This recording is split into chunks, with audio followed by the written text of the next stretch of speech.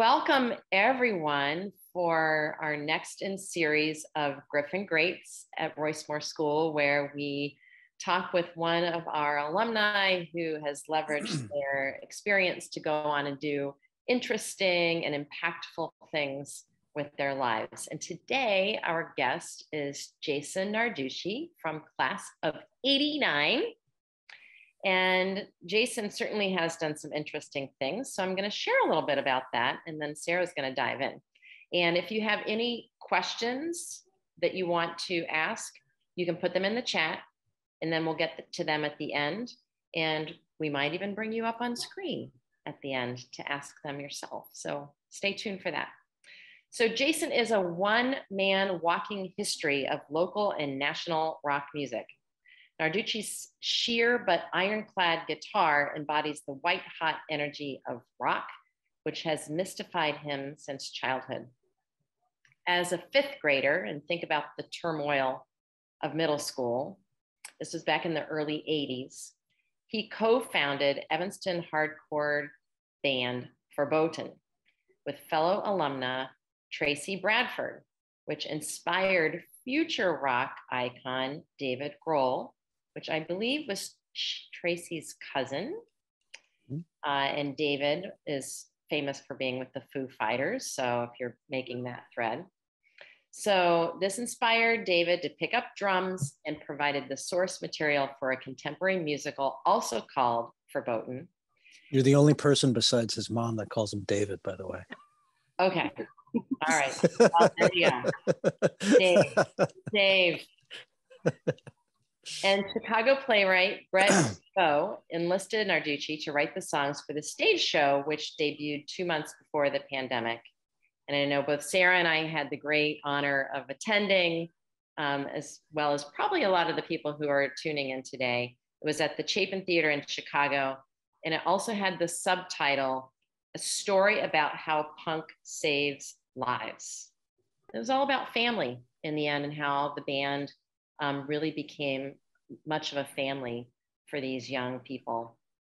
So Jason has been making music professionally since the early '90s, when he and Allison Chesley began the collaboration that would evolve into the alt-rock band Verboten. These days, he splits his time playing bass for Bob Mould and touring with Superchunk, and he's front and center in his own alt-rock project, Split Single. And he's done a lot of other really interesting things, playing band with some really famous folks, including the Pretenders, which is a fave of mine. So Jason, thank you so much for joining us today. I'm going to take myself off video and let you and Sarah dive into your conversation. Thank you. Thank you for the intro. So it's really hard to talk to you now after hearing all of that again, because my heart's beating a little bit fast. My little '90s rocker girl is very excited to hear about what you have done, and also I'm a big fan of Split Single. Since I've gotten to know you, I've been listening to it and downloading whenever I can. So thank you so much for remembering Royce Moore and for kind of putting up with my asks every once in a while. It's nothing. No, you're very kind in your approaches. Oh, thank you. So I have a couple of rockers in my family too. I have a kid who plays bass and a kid who plays drums, and I just would like to hear about how you started playing. When did you pick up that instrument? My first instrument was a mandolin. My mom and my stepdad gave me a mandolin. My stepdad played in a bluegrass band called Special Consensus, and so I would see their shows and learn songs just on, the mandolin is nice and small, so it's good for a small person. Nowadays, I think kids, the ukulele is more common, and it's much easier to play than a mandolin, especially a bad mandolin. It's not easy to play. But so I started on a mandolin and then graduated to guitar, and it was just as a huge fan of rock music, and my dad is here. I think in the last few days was the 40th anniversary of my dad taking me to my first rock concert, which was Cheap Trick at the old Granada Theater down near Loyola. Thank you, darling. at the old Granada Theater near Loyola University on Sheridan there. It doesn't exist anymore. No. Cheap Trick exists. I exist. My dad exists. But things like that really, inspired me to gravitate towards that type of music. And then I had various friends, help me learn how to play guitar. I did take a few guitar lessons at Guitar Works, but I think I had the misfortune of having not a great teacher. So that kind of put me off on that, which I didn't recognize at the time. But I think now I can recognize that. And really I was fortunate to have a good ear for it. And so I could teach myself a lot of things. And then a lot of my friends would teach me things. So that kind of leads into the next question, because one of the coolest things about you was that you started this band and you were writing the music for it. So when did you know, or when did you start writing your own songs? Well, let's see. My grandmother gave me a Mickey Mouse drum kit when I was probably, 7 or something. And the first thing I did on that little drum kit, which if you saw it now, you'd laugh. You couldn't call it a drum kit. I think I've seen them. Yeah. Yeah. But I took the music and melody of an Alice Cooper song called I'm 18 and put my own lyrics on it, called Wolfman. I'd love werewolf movies at the time. So I wrote a song about Wolfman with, completely borrowing Alice Cooper's melody. And so that was probably the first thing that I can remember writing. Maybe it was a collab with Alice Cooper. Yeah. Yeah. I mean, we call him Alice, right? No. Yeah. Al. Al. On the golf course, he's Al to me. No, I've never met him. And then when Verboten came along, I think I don't know. I don't remember. I wish I had a good answer for that. I do know that the encouragement and support of Zach and Chris and Tracy was a big part of that. They were a big part of encouraging me to write. And for some reason, we always had this thing about wanting to have new songs at every show that we played. And I think that's a really healthy approach, because it pushes you to just keep on creating. And but they were a huge part of, encouraging me to do that. Well, speaking of Tracy and Verboten, let's bring her up. Yay! And talk a little bit about Tracy and Verboten. Is this a live feed from Bradenton, Florida? It is. Let's see if she...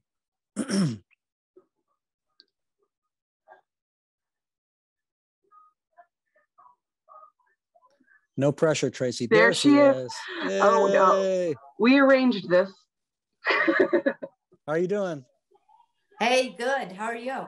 Good. Great to see you. You too. You too. So can you hear me okay? Yeah. All right. Great. So is that a Verboten hat? I'm at work today, so I'm slipping away for a few minutes to visit with you two.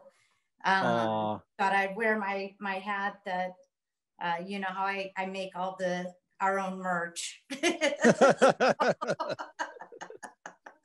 40 years later, nothing's changed. That's right. Always creative. So Jason's right in the sense that his music was great. His lyrics were great. And we were thrilled that somebody could do it that, was so creative and smart and interesting. Half the time even being 4 years older, I didn't know what the words meant, but, I sure was proud of singing them with him. So, it was a lot of fun. We really enjoyed it. About 5 years ago, Tracy and I went to see the Foo Fighters at Wrigley Field. And after the show, we were saying hi to Dave, and Tracy, in front of Dave Grohl, said to me, "Now, Jason, what did the lyrics to such and such song mean?" And she starts telling me all the lyrics in front of Dave. And I'm like, "Tracy, I was 11 when I wrote those. I don't know what I was talking about."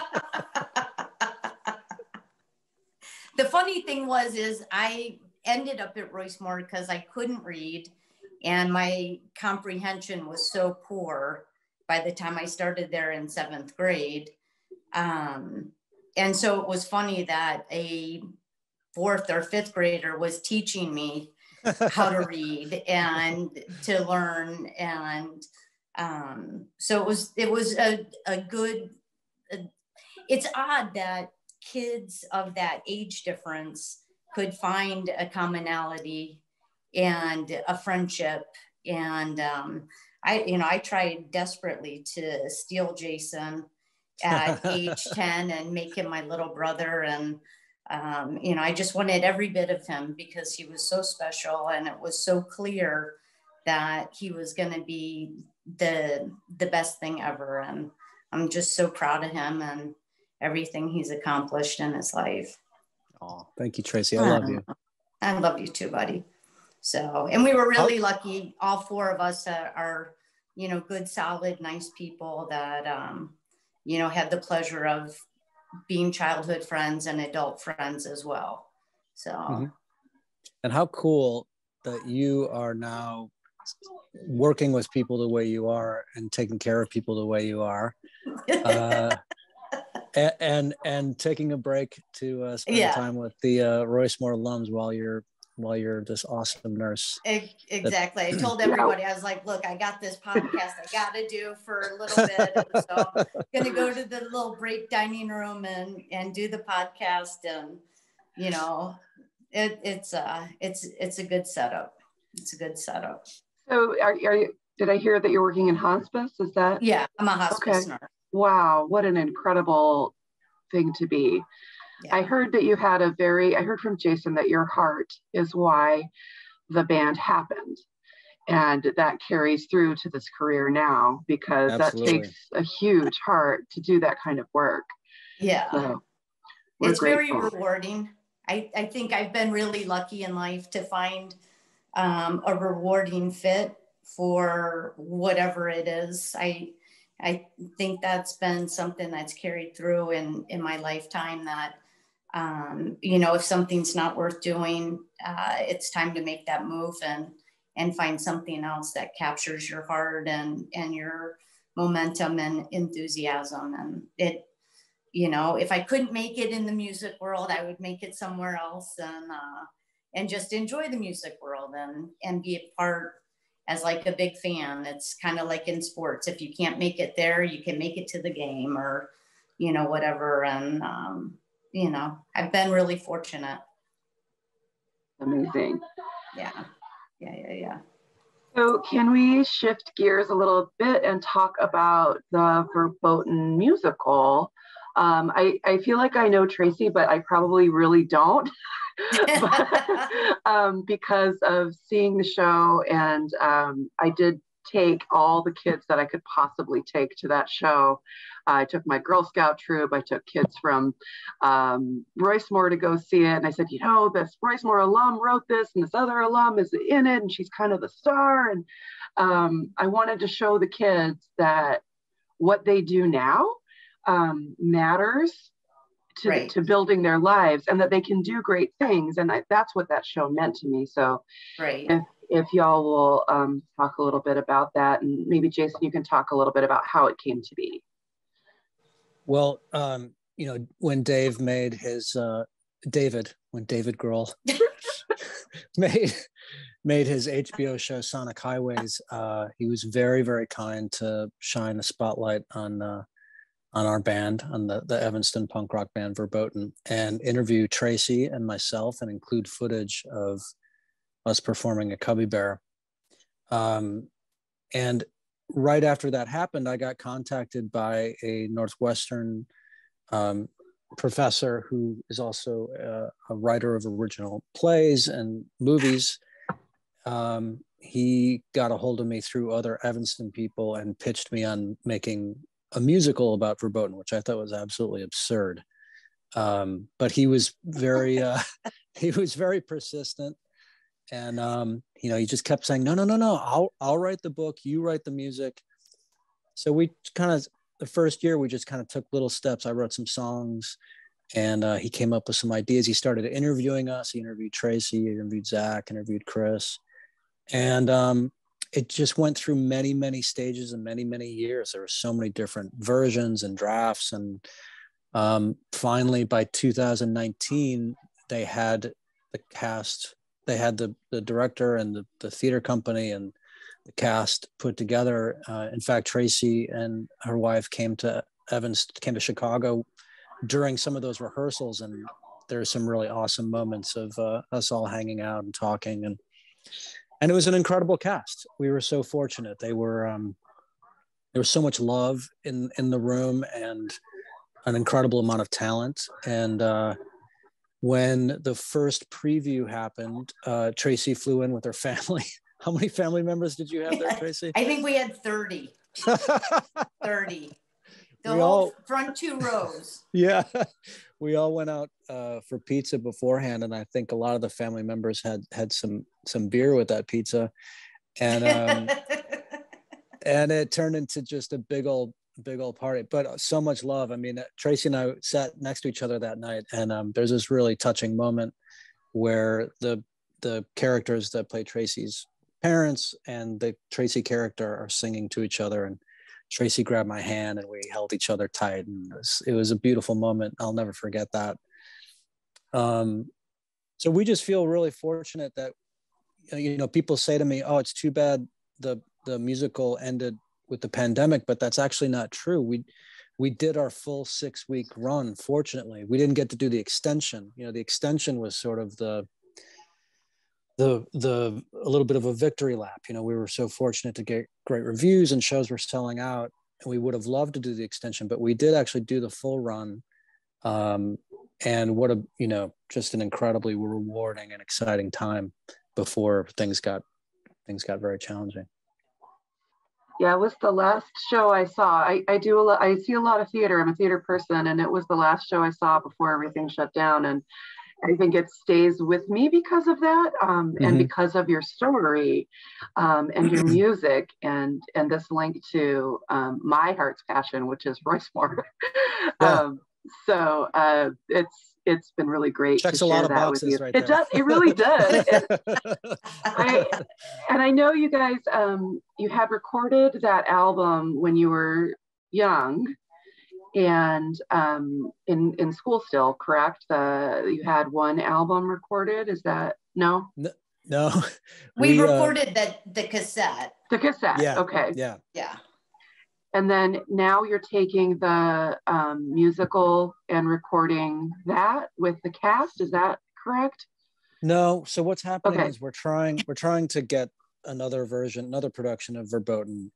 I mean, we're trying to do that. It takes so many steps, and I'm not really a theater person. I'm taking a lot of guidance from friends of mine who are in theater. But basically, my job right now is to record the songs of Verboten, not from the original cast, but just completely.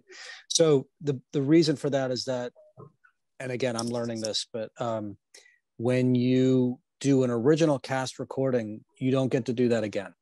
And we don't know what the ceiling is for Verboten yet. We're hoping that it can grow and reach other stages.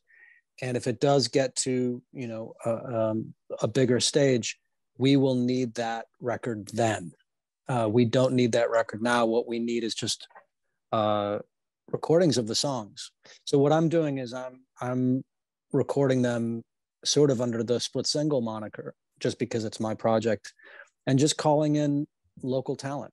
I think there's going to be 5 different drummers on this because there's so many different styles. There's a bluegrass song, there's 8 punk rock songs, there's arena rock, there's ballads, it's all over the place.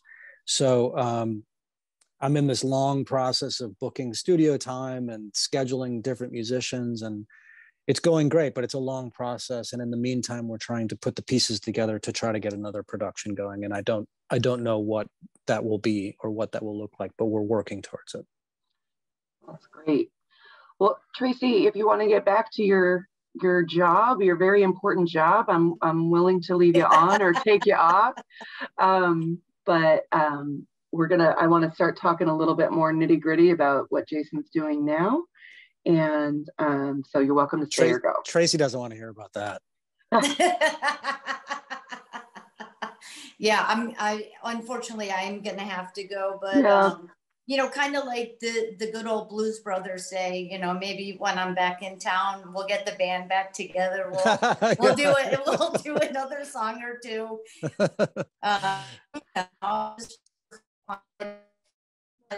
I need to get verboten tattooed on my. That's right.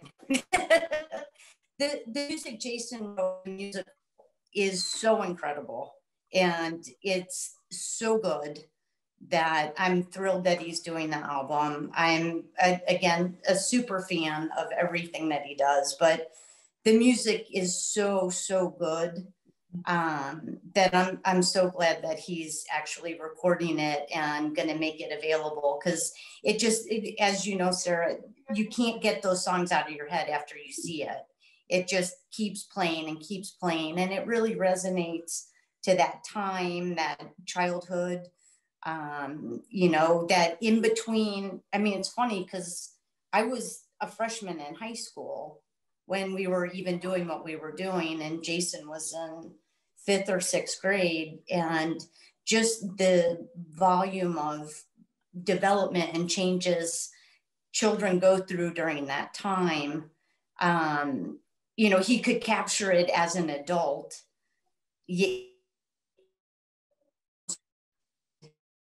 So it's just how good he is as a musician and a performer, and you know, just the way he thinks. So I'm super excited and can't wait to get a hold of it. I just love him to pieces. So you guys have a great day. Thank you so much for including me, and I will see you in June, but I will see you sooner in San Francisco. Yay! Yeah, see you in a couple months. I love you, buddy. Have a good day. Bye, Tracy. Thank you, Tracy. Thanks, Sarah. Okay, I just have to give her a break here. Okay.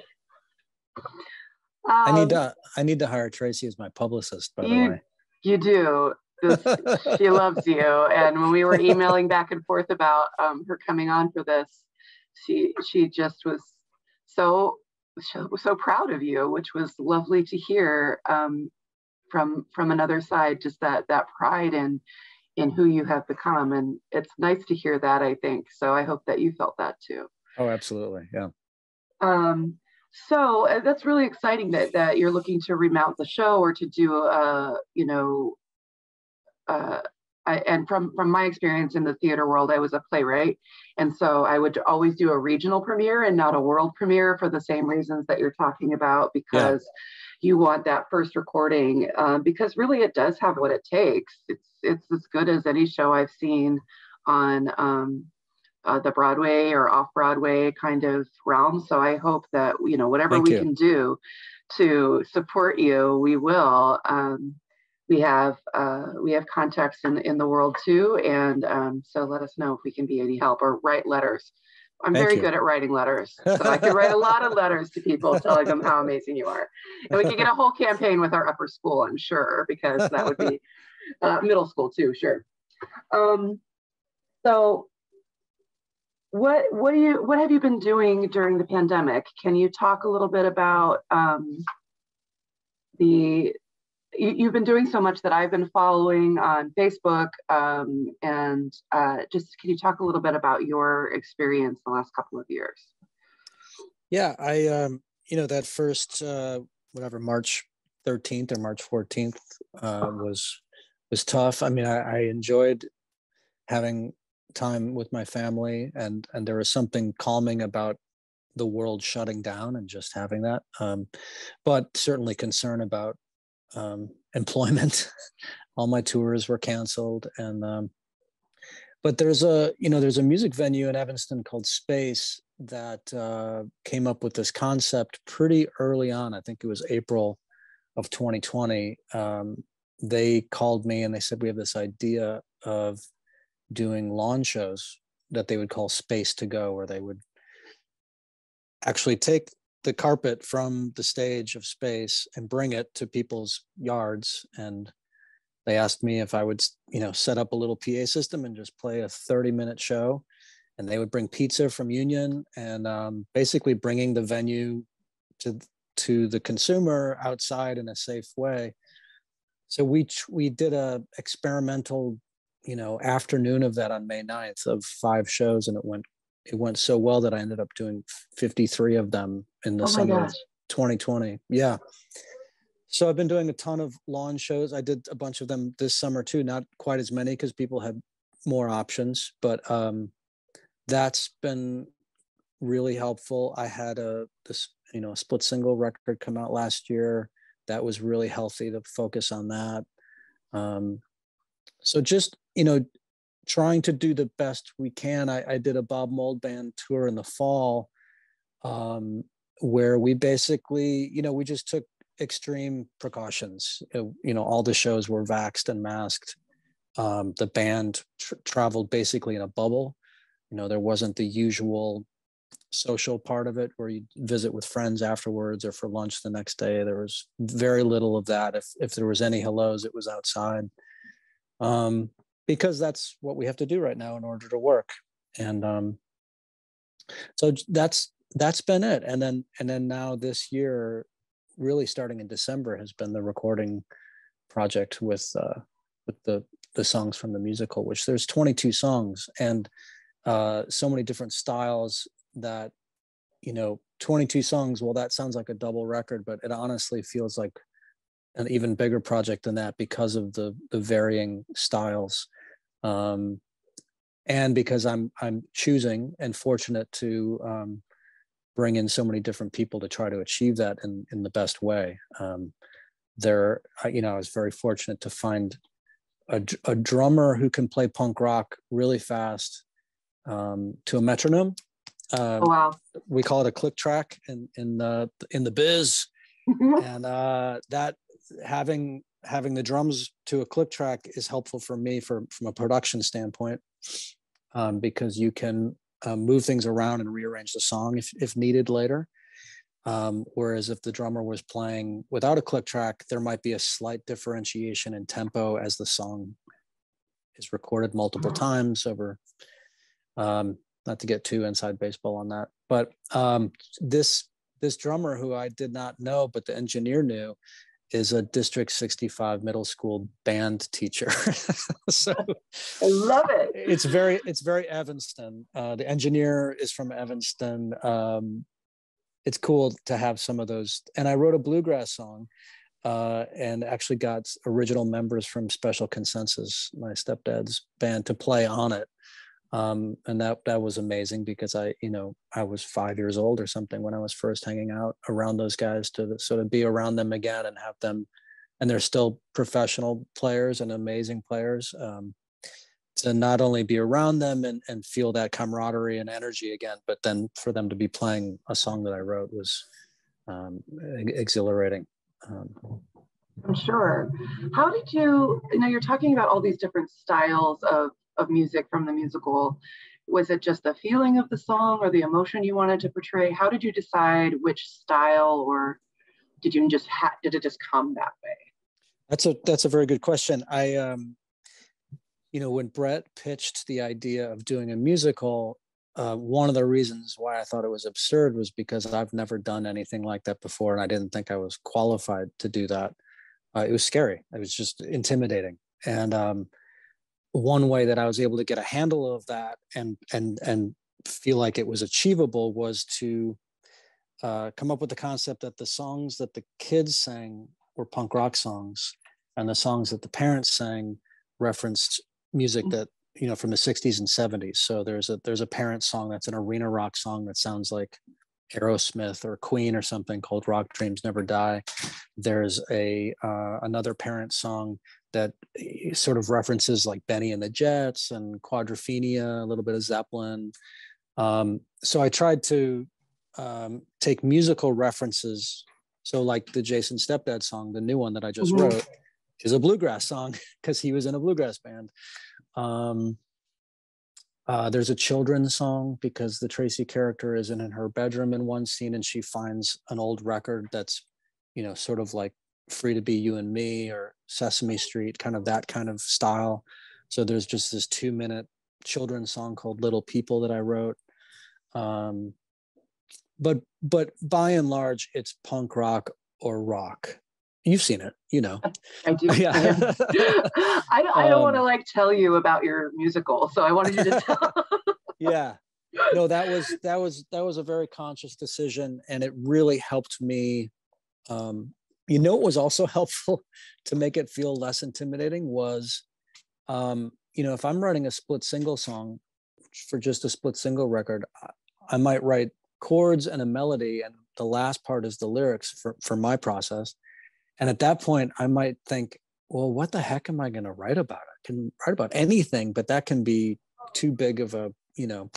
But with this, it's these two characters are on stage. This is how they're feeling.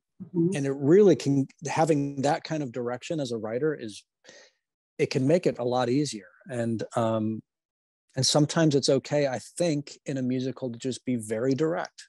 You know, the first song is called New Song, and the Jason's character says, I want to write a new song. I want to write an anthem. I want to write an album. I want to find out where I belong. Those are very simple lyrics. And I think what I'm learning is that, you know, the musical format, while we're trying to bend it a little bit and maybe give it a little bit of a you know, more punk rock than has previously been in musicals, perhaps, it's a different form of storytelling, and that type of storytelling can work in a direct way. Yeah, it's funny that you were intimidated by something that you really kind of know now, Len, and that just by going that extra mile and going that approaching it the way you have, you're saying things that I went to school for, right? So yeah. It's really great. I don't know.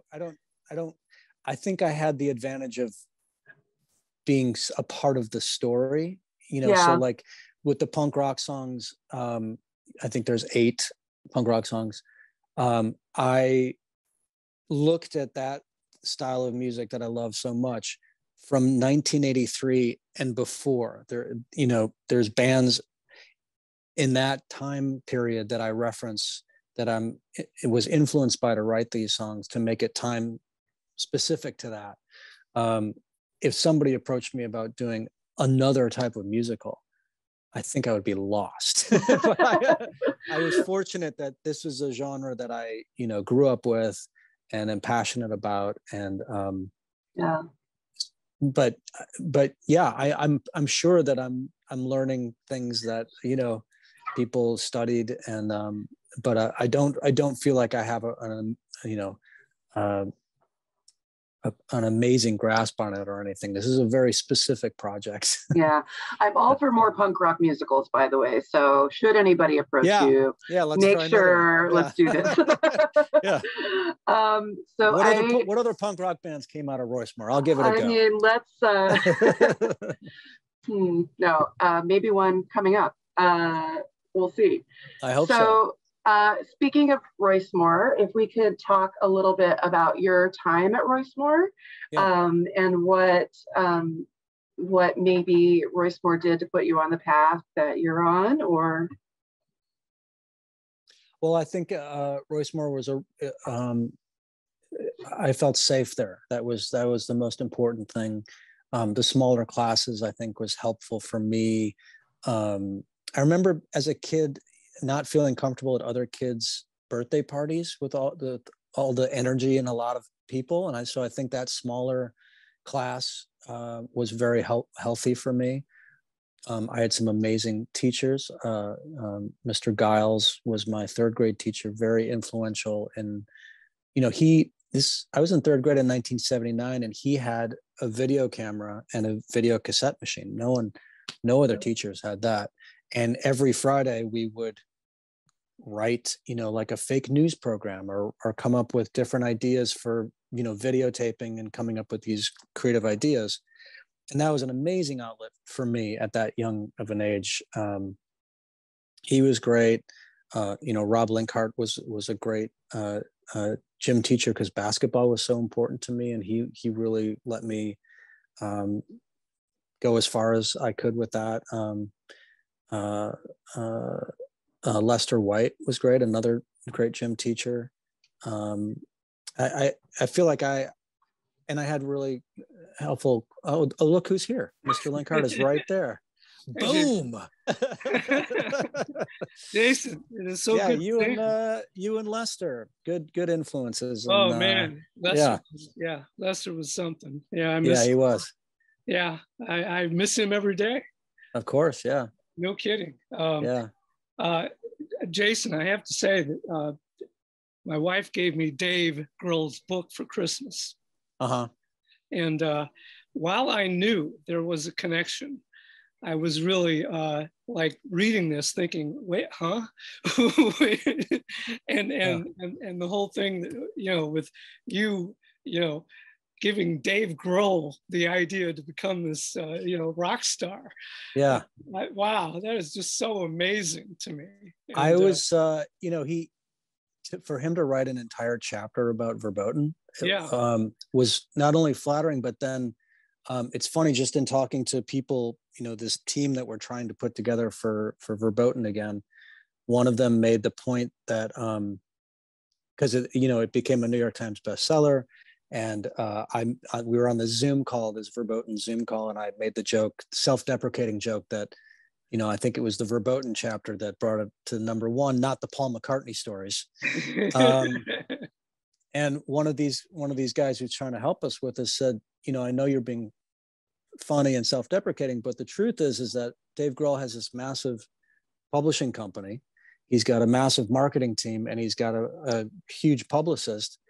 They read the whole book, and they chose that chapter to release first as something to encourage people to buy the book. Nice. And he said that's because it's a great story. And so that's what we're hoping we can, we're hoping that comes through with the musical, and that people will be attracted to the story of families, the story of young people finding each other, and the parents having dreams too. Hi, Libby Hill. Nice to see you again. Yeah. I have to admit, I'm on my phone, so I can only see 4 windows at a time. I should flip through. There's probably other Royce Moore personalities on here too. Nice to see you, Miss Hill.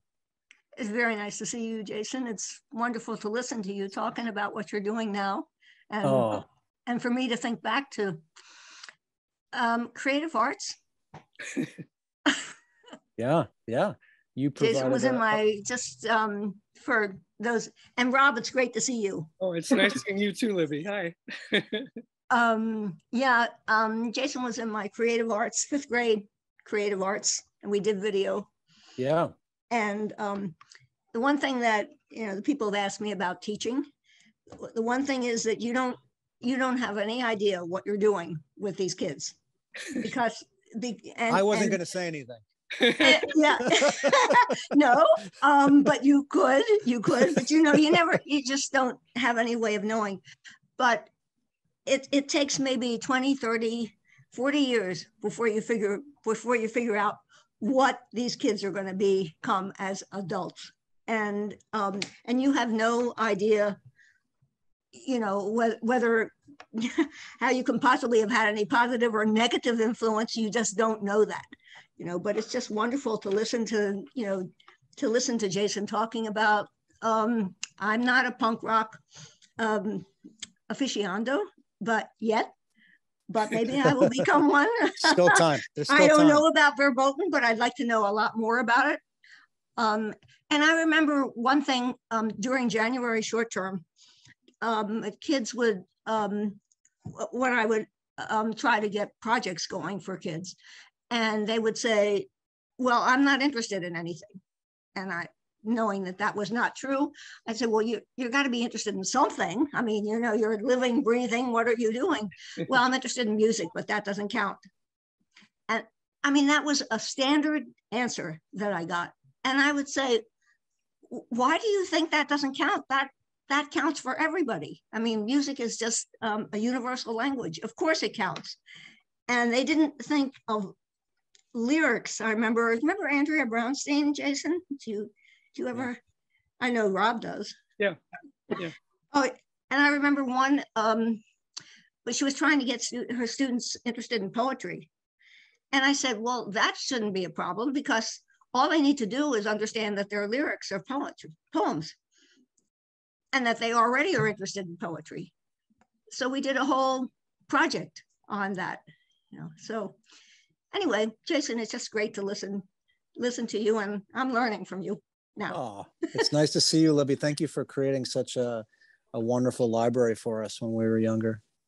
Yeah, well, we had a lot of fun. It wasn't quiet.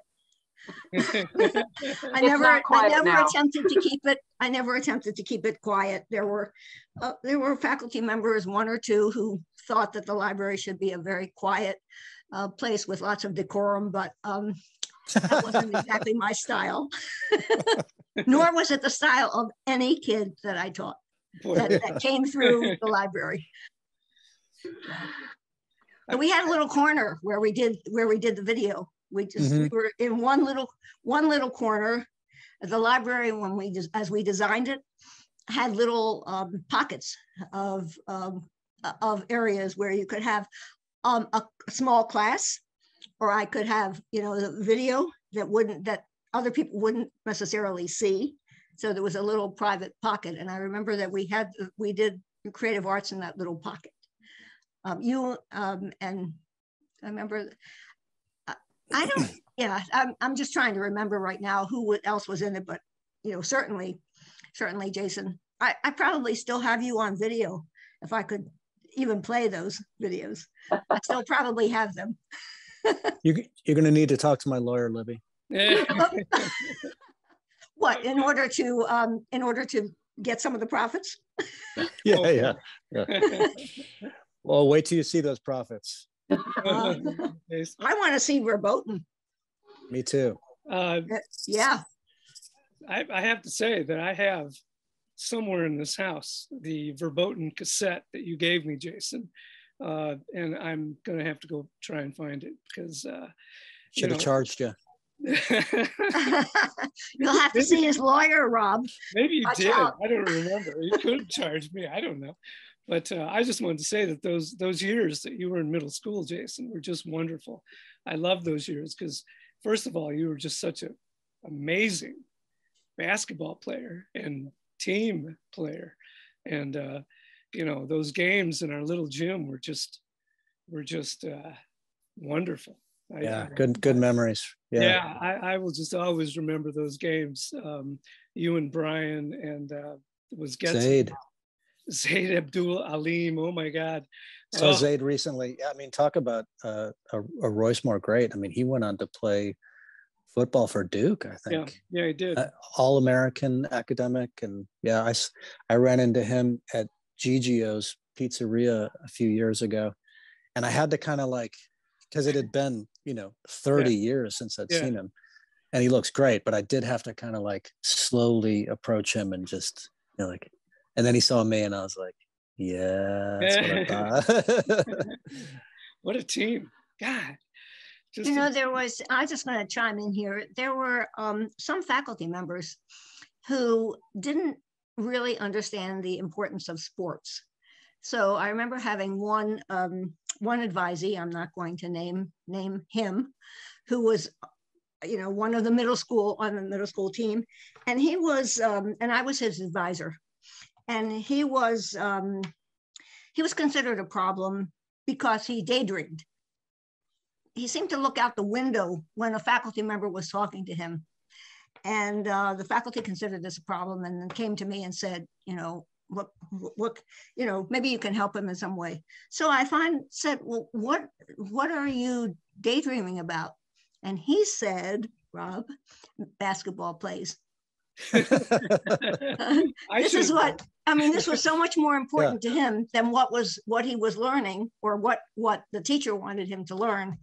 And I thought I could watch him, in basketball practice, and I could see that there was a really positive result from his daydreaming in the practice. And I always thought that sports and coaches like you, Rob, were critically important particularly to middle school kids.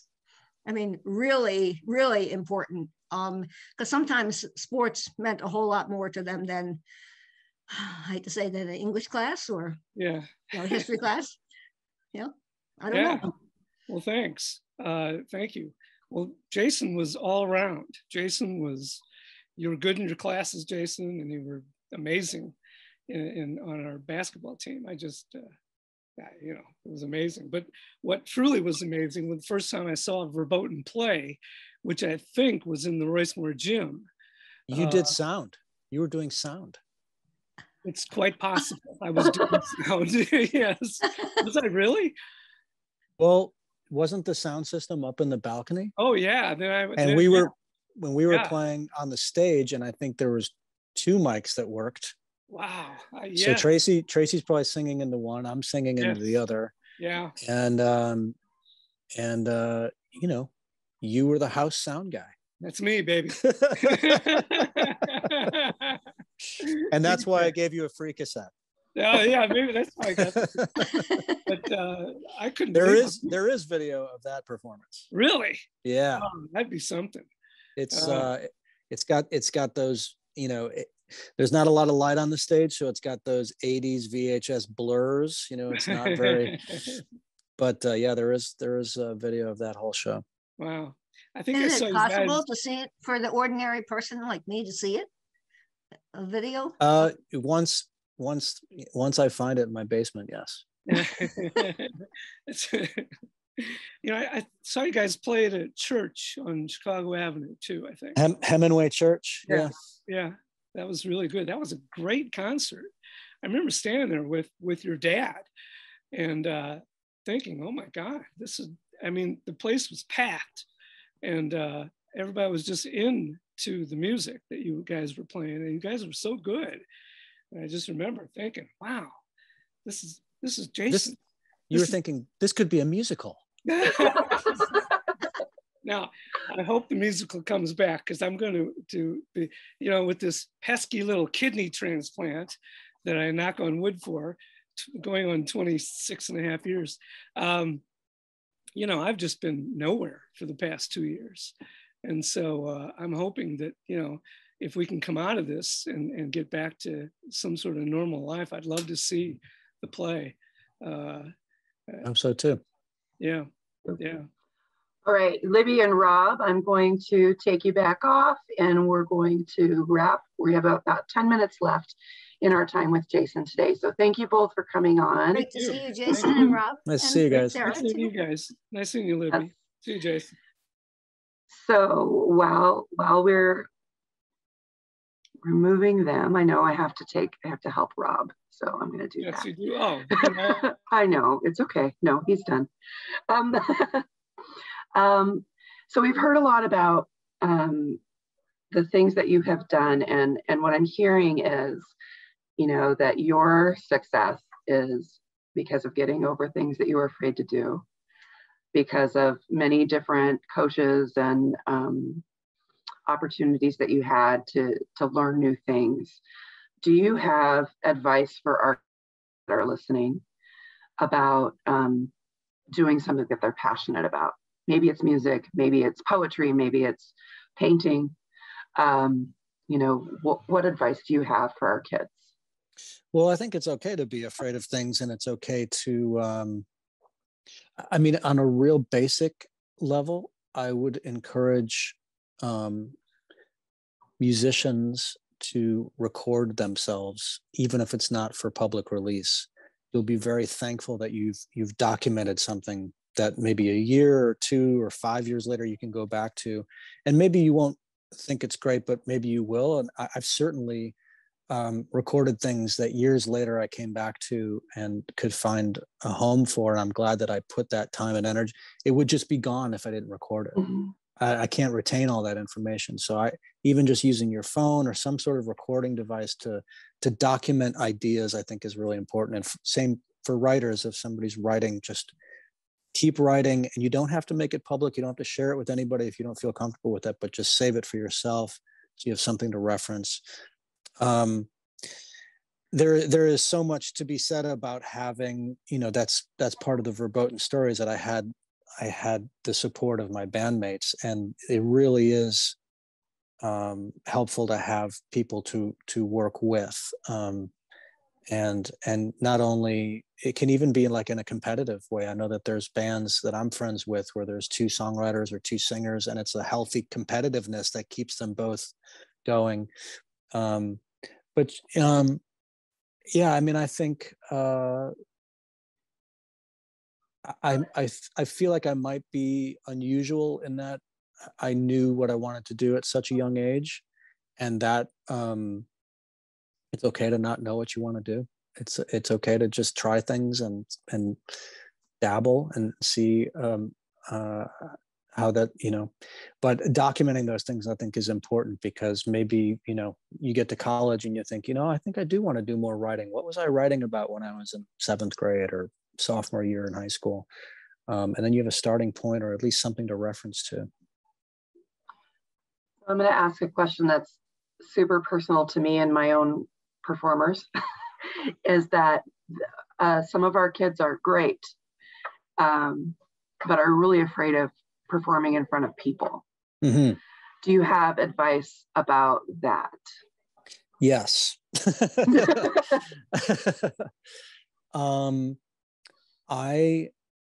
So my son is 17, and he and I talk about this. There is this, in this day and age, you can go on your phone or on the computer and find a 9-year-old drummer somewhere who's so good you can't believe it. And that can be intimidating, and that can feel like making you want to give up. And that existed all the time. We just couldn't see it as easily. You know, these TikToks where these, you know, these kids are doing these amazing classical guitar or whatever. What I try to tell my son, and what I try to emphasize to younger people, is that actually doesn't matter that much. And that it's like, somebody said that to me, imagine if Tom York, the singer from Radiohead, went on The Voice. You know, he, as a young person, they wouldn't like what he's doing, but how many people from The Voice had actual careers? There are so many levels of expression in music that you can't measure in how many likes they get. Or I know that there are people who are internet stars, YouTube stars with music, who go on tour and can't sell tickets because it's not real. Right. So I would encourage anybody who's thinking about performance or thinking about, you know, being such and such type of musician, to not get caught up in the social media part of it, because while it can be a tool for promotion and it can be a tool for expression, so often it's just floating and gone. Whereas, you know, you're a theater person, Sarah, you know about the process of writing and bringing it to a stage. That's way more important, I think, than making a video that's got 3 million views. And to don't get caught up in that, and just work on what you are passionate about. Obviously, you know, it's like one of those tough things, but it's like, practice really does help. It does. If you're playing an instrument that you don't want to practice, you should probably try a different instrument. I mean, when I got my electric guitar from my mom and my stepdad when I was 9 or 10 years old, it wasn't even conceivable to me that I could own an electric guitar. That was not a thought. It's not like, oh, maybe this Christmas I'll get. So when it arrived, I mean, I kept it in my bed. You know, I was like, look at this thing. I can't believe what this is. And I played it all the time. Anytime I could play it, I would play it. So that type of passion is really healthy, I think, if you want to get good at something. I love it. I love it. So we have a couple minutes left, and I wanted to make sure that if anybody in the audience has any questions for Jason, they get to ask them. We have one question here from Libby. She wants to interview you for the Evanston Roundtable. Oh, sure. So I'll connect the two of you. If somebody's watching this and they're shy and they want to ask me a question, they can email me at jasonsplitsingle@gmail.com. There you go. I'll put that right here in the chat. jasonsplitsingle@gmail. Mm-hmm. Anybody here? Rob says, Jason, how's your dad? I think he's on this. He is. He is. He's good. Ray, do you want to come up and say hello, or we don't have to do that? So he's good, Rob. Don't worry. Anybody else? I think is Spencer on? Does Spencer have any questions? I see your dad's name, so I thought it was you. Okay. What would you like to leave us with, Jason? Thank you for welcoming me back to the Royce-Moore community. This was a lot of fun, and I hope everybody's staying healthy during these tricky times. And if you're in the Evanston area on Saturday and you feel like seeing a show, I'm going to be playing a solo show at Space on February 12th with the incredible Nora O'Connor doing a set before me. And Small World, Nora, who tours with the Decemberists and New Pornographers and Nico Case, Andrew Bird, Iron and Wine. She's married to Chris, the bassist in Verboten. Small world. Yeah, small world. So do you have other tour dates coming up? Or yeah, okay. Touring with Superchunk. That starts in February. There's talk of more Bob Mould band shows. Nothing has been announced yet, but yeah, we're going to try to do this in a safe way. Well, thank you so much for your time, and thank you for always coming through for Royce-Moore. We are really proud of you, and it's really fun for all of us to say we knew you when. And I also like to tell my kids that grunge wouldn't have happened without you. So there we go. Thank you so much. Oh, stop. I don't know about that. I know. It might have been better without you. Well, my husband then said, but hun, Pearl Jam. And I'm like, oh, I love Pearl Jam, but okay. Thank you so much for your time today. And thank you. We'll see you next time. Have a great weekend. All right.